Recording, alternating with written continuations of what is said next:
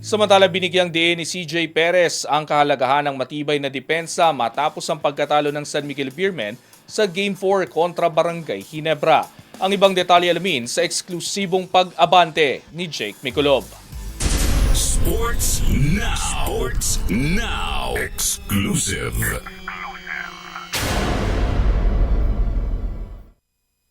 Tinukoy ni CJ Perez ang mga pagkukulang sa depensa bilang pangunahing dahilan ng pagkatalo ng San Miguel Beermen kontra Barangay Ginebra San Miguel sa score na 105-91 sa Game 4 ng PBA Season 50 Philippine Cup Semifinals, isang resulta na nagtabla sa serye sa 2-2 at nagtulak sa isang critical na Game 5. Ayon kay Perez, bumigay ang maayos na simula ng Beermen sa huling yugto ng manaigang pressure ng Ginebra.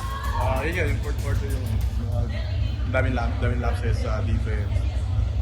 Out-hustled kami. So, yun naman yung naging kwento ng fourth quarter. Sa pagpasok ng serya sa best of 3, iginit ni Perez na kailangan tapatan ng San Miguel ang intensity ng kalaban sa kabuuan ng laro, lalo na sa depensa. Binanggit din niya ang paglipat ni Scottie Thompson mula sa pagiging pass first tungo sa mas agresibong scoring bilang malaking salik na hindi nila agad napigilan. Kailangan namin tapatan yung energy nila. Adjust kami sa defense. And hopefully, makuha namin yung panalo kasi mahirap na. Pag kalaban mo Ginebra, mahirap yung kalaban mo Ginebra. So, ayun, we're just gonna do our best na makuha yung game.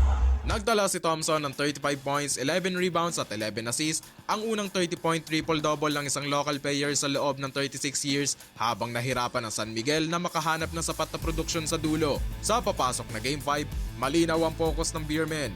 Mas disiplinadong depensa at mas mataas na enerhiya upang mabawi ang kontrol ng serye laban sa muling sumiglang Ginebra.